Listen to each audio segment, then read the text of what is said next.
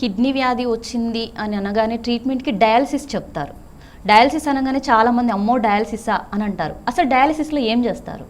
ఇప్పుడు ఒకటి first thing ఏంటంటే కిడ్నీ జబ్బు ఉన్న వాళ్ళందరికీ డయాలసిస్ చేయము. ఓకే. కిడ్నీ జబ్బులో కూడా రకాలు ఉంటాయి, స్టేజెస్ ఉంటాయి అన్నమాట, 1 2 3 4 5 అని.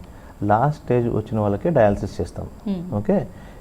ఈ డయాలసిస్లో కూడా 2 రకాలు ఉంటాయి. ఇప్పుడు కిడ్నీ జబ్బులు మనకి ఎట్లయితే 2 రకాలు ఉంటాయి. ఒకటి టెంపరీ జబ్బు, అంటే ఇంతకుముందు హెల్తీగా ఉన్న కిడ్నీస్ ఏదైనా కారణం చేత, అంటే ఇన్ఫెక్షన్ వల్ల కానీ, లేకపోతే severe dehydration, vomitings, loose stools అవ్వడం వల్ల కానీ, అంటే కొంతమంది నాటు మందులు, చెట్ల మందులు తీసుకొని వస్తూ ఉంటారు.